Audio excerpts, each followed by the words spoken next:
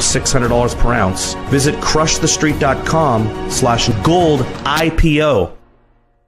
Hello, everyone, and welcome into crushthestreet.com. I got a special guest for everyone today, famous legendary investor, Jim Rogers, co-founder of the Quantum Fund, well-renowned speaker, author of multiple books. And, we're going to get our healthy dose today of economic and geopolitical updates with the man himself. Jim Rogers, thanks for joining me. I'm delighted to be here, Kenneth.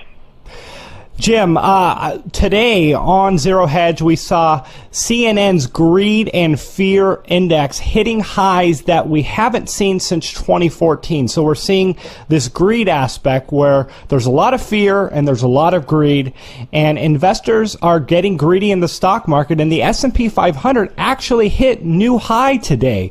What is your thought on this? Well, the world is flooded with an artificial ocean of liquidity, Kenneth. Central banks all over the world cannot stop their printing presses. And in fact, they keep gearing them up. It looks like the Japanese are now going to print even more. The Europeans are going to print even more. This is all absurd. It's all outrageous. It's all going to end very, very badly when it ends. The question is when it's going to end. It should have ended by now. It hasn't. It seems to be getting worse, which is good for people who own. That's good for people who own the S&P. It's not going to be good in the end. Well, sir, you mentioned central banks getting involved here. Where do you suppose these rallies in the markets are coming from? And, I know the Federal Reserve just came out and gave the banks a backdoor bailout, allowing them to buy back their own stock. And, do you suppose it's just going to be more of the same Ponzi scheme regarding these market rallies until the system implodes? Absolutely, Kenneth. If you look at stocks, let's use New York for the moment. Most stocks in 2015, twice as many stocks were down as up on the New York Stock Exchange, but the averages looked okay. So far this year, more stocks are down than up, but if the averages look okay, it's because there's a lot of money floating around. Most of it's going into a few big stocks, names that people know and will buy at almost any price. But most stocks are going down. And Kenneth, if you look around the world, most of the big stock exchanges around the world are down over the last year, some of them fairly substantially. So there's a lot of money floating around, but it's not doing very well in returns. You know what, sir? I got to ask you, who do you suppose is going to profit from this current debacle, just this global financial mess? Obviously, we got the Eurozone with the Brexit. And, if I can, I'll bring up George Soros, who tends to be someone who positions himself in ways for big profits in geopolitical events. And we recently heard about his short positions in the stock market, short bets on Deutsche Bank, along with his long position on gold. And I want to ask you, where do you see the elite money going, and how will they profit from this big mess?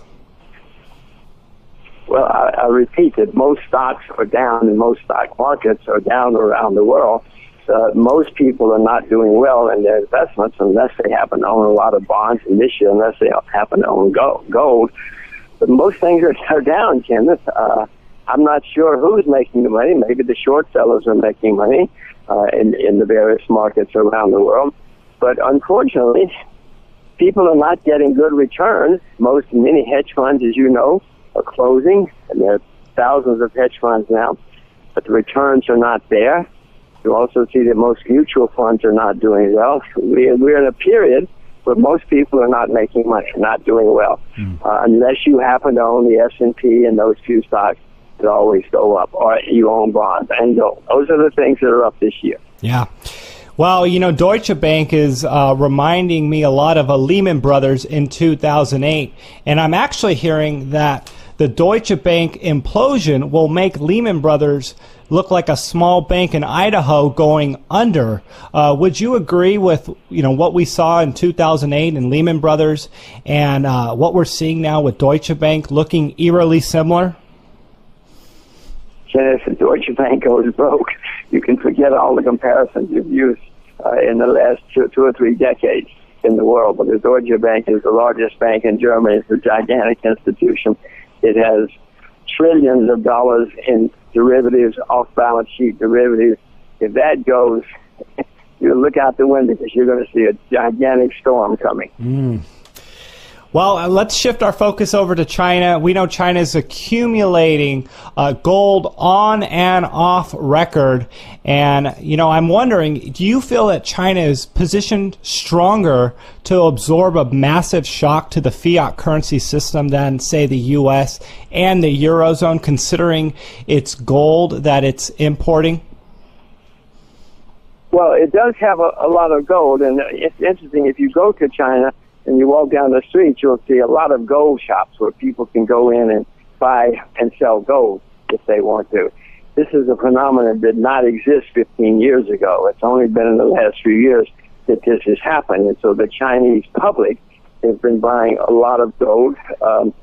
You can buy Chinese gold coins pretty easily, very easily in China, and a lot of people have been buying them. So the Chinese public is positioned stronger than it ever has been, not ever, but in the past several decades, as far as precious metals are concerned. I don't know if the Chinese government owns gold or not. They officially announced that they own some gold. I don't know how much they own because they don't announce it. But China is certainly in better position than most countries now. The United States is the largest debtor nation in the history of the world. Most countries in Europe have deep debts. China has some debts now, certainly much worse than it has been in the past few decades. But China is in much better shape to deal with what's coming than most of us.